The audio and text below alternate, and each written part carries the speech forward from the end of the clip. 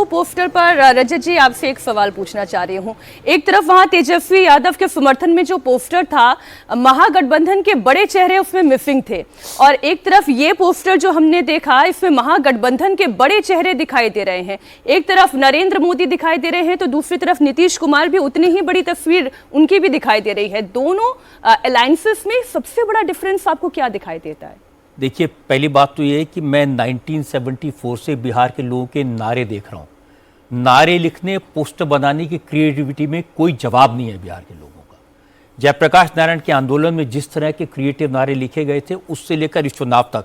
अब कल शाम को जब मुझे पता चला ये जो कल लिखा किसने, टाइगर जिंदा है, और किसने कहा, हालांकि जिसने वो अलविदा नीतीश लिखा वो ठीक नहीं लिखा, क्योंकि अलविदा मतलब होता है अंतिम विदाई होती है, वो उसका जो जीवन से छोड़ने का अर्थ हो जाता है, तो वो ठीक नहीं था।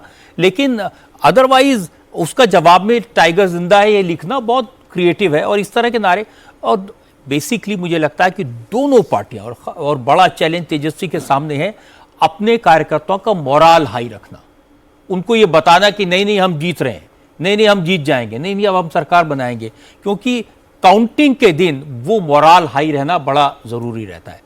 और जो जेडीयू के लोग हैं, बीजेपी के लोग हैं, इनमें तो मोरल वैसे ही हाई है, क्योंकि एग्जिट पोल भी उनके समर्थन में दिखाई दे रहे हैं, वैसे भी उनका ऑर्गेनाइज कैंपेन चला है, संगठित चला है, आपस में कोऑर्डिनेशन अच्छा है। तो इसलिए ये जो नारे, पोस्टर, अब कल हम देख रहे थे किसी के घर में गुलाब जामुन, किसी घर में ये सब मिठाइयाँ, ये सब अपने कार्यकर्ताओं का मोरल हाई रखने के लिए। मुझे आप रजत जी बता रहे हैं ना, काला जामुन और सफेद रसगुल्ला, वो शायद मोकामा में चल रहा है कि जेल में बंद है अनंत सिंह, तो उन्होंने बनवाए हैं गुलाब जामुन, काले रंग के होते हैं। तो दूसरी तरफ सूरज भान जी, उन्होंने कहा नहीं वो काला आदमी है, वो काली मिठाई बनवाए, मैं सफेद रसगुल्ला बनवाऊंगा। ये चल रहा है। नहीं, मिठाई में भी क्रिएटिविटी, ये सिर्फ बिहार में हम देख सकते हैं। आपसे देखिए, आधे घंटे के बाद ये सबसे पहले संजय झा ने बोला था। अच्छा, एक प्रेस कॉन्फ्रेंस में जब नीतीश कुमार के स्वास्थ्य को लेकर और ये सवाल उठा था कि अब मुख्यमंत्री नहीं रहेंगे, तब उन्होंने एक बयान में कहा था कि टाइगर अभी जिंदा है।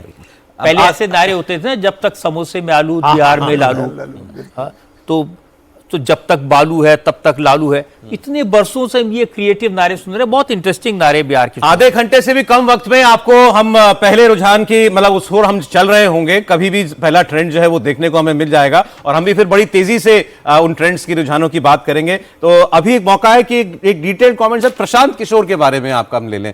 उनके बारे में हर व्यक्ति की अलग अलग राय कि क्या इंपैक्ट रहेगा इलेक्शन में। देखिए, प्रशांत किशोर खुद बार बार कह चुके हैं, वो मुझे लगता है वो बात सही है, या तो उनको 5 सीटें आएंगी या 150 सीटें आएंगी। तो अब ज़्यादातर माहौल तो 150 वाला नहीं दिखता है। लेकिन एक बात है, प्रशांत किशोर ने बिहार की राजनीति में अपनी जगह बनाई है। एक व्यक्ति का गांव गांव घूमना, लोगों की समस्याओं को समझना, उनको अपनी बात कहना, और उनके साथ कोई बैगेज नहीं है। वो बड़े क्लैरिटी से कह सकते हैं कि मैं पढ़ा लिखा आदमी हूं, मैं आपको ये बताता हूं। मेरे ख्याल से स्ट्रेटेजिकली 2 गलतियां उन्होंने की।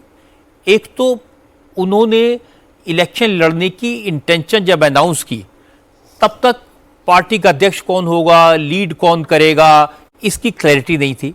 मैं पीछे रहूंगा, ये आगे रहेगा, ये चीज़ नहीं चलती है। और दूसरा, खुद चुनाव नहीं लड़ा, पहले कहा कि मैं यहाँ से लड़ूंगा, फिर वहाँ से लड़ूंगा। ये चीज़ें बिहार की राजनीति में इंडिकेटर्स मानी जाती हैं, सिंबलिज्म मानी जाती हैं। लोगों को लगता है कि नहीं, शायद ये तो सरकार बनाने की स्थिति में नहीं। जब आप इस लेवल पर लड़ते हैं, हाँ मैं एक विकल्प हूं, मैं एक सरकार बनाऊंगा, तब उसका असर होता है।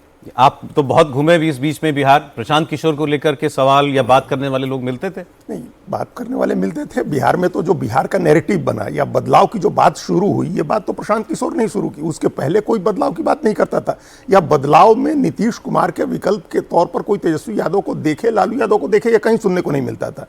जब प्रशांत किशोर आए और पैदल घूमे, पदयात्रा की उन्होंने 2 साल, और ये बताया कि आपको शिक्षा के लिए वोट करने की जरूरत है, अपने बच्चों के चेहरे देख करके आप वोट करें, आप स्वास्थ्य के लिए वोट करें, पलायन रोकने के लिए आप वोट करें, तो ये अचानक ये मुद्दे, ये उसका नैरेटिव का पार्ट बन गए, पॉपुलर नैरेटिव का पार्ट बन गए। अब ये यहाँ एक होशियारी की बात थी, अगर अपोजिशन होशियार होता और उसके पास बहुत स्ट्रांग जिस तरह का नेटवर्क था, वो इसका इस्तेमाल कर सकते थे। जिस तरह से हम लोगों ने कैप्चर कर सकते थे वो लोग। बिल्कुल, जिस तरह से हम लोगों ने 2011 के बाद देखा कि ये माहौल तो अन्ना हजारे और अरविंद केजरीवाल बना रहे थे, लेकिन भारतीय जनता पार्टी के पास एक संगठन था और एक चेहरा नरेंद्र मोदी का आया तो लाभ वो ले गए। यहाँ लग रहा था अगर अपोजिशन चाहता, अपने कायदे से अपने कैंपेन को प्लान करता, तो प्रशांत किशोर जो माहौल बना रहे थे, जो नैरेटिव बना रहे थे, उसको विनिंग नैरेटिव में कन्वर्ट करके और उसका लाभ ले सकता था। अपोजिशन जो आरजेडी और कांग्रेस अगर मिल करके इनके कैंपेन में कोहेशन होता, अगर ये लोग साथ मिल करके तैयारी करते, वो नहीं कर सके।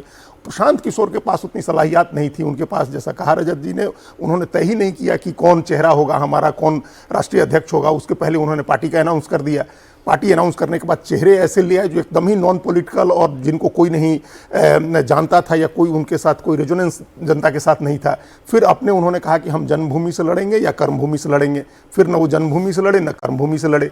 और कर्मभूमि में उन्होंने तेजस्वी यादव को चैलेंज करने की बात की, जिसको टिकट दिया उसके नॉमिनेशन तक में नहीं गए। उसके बाद वो लगभग 10 दिन, एकदम 12 दिन घर बैठ गए। उनको लगा कि कैंपेन हमारा डिरेल हो गया, खुद ही हो गया।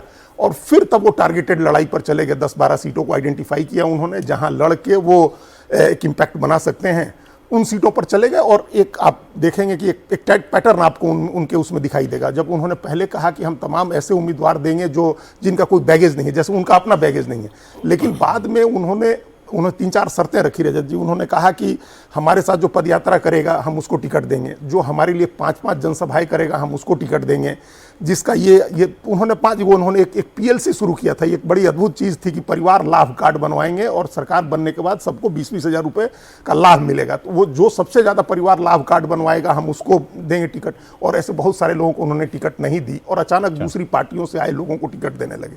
तो वो जो एक माहौल उन्होंने बनाया, जो भरोसा जगाया था, खुद का पैदा किया हुआ इनिशिएटिव लूज कर दिया। एक समय उनके पक्ष में माहौल दिखने लगा था, लोगों को लगता था एक होप, एक उम्मीद। मैं आपको बताता हूं, अमेरिका में एक योगा टीचर रहते हैं, वो मुझे पहले योग सिखाते थे, वो अमेरिका में गए हैं और बड़ा उन्होंने अपना वहां बनाया।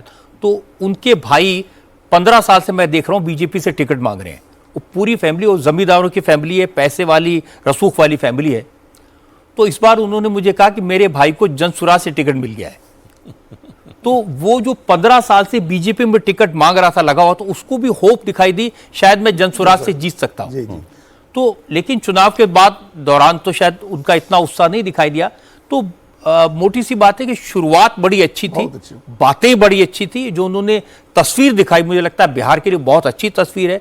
बिहार के लोगों को नौकरी मिले, काम मिले, शिक्षा मिले, ये बिहार के लिए अच्छी चीजें हैं। लेकिन जैसा आपने कहा कि वो संगठन अभी उनके पास नहीं है। और कंफ्यूजन जब कोई लीडर कंफ्यूज होता है, उसका फिर कोई जगह नहीं होता।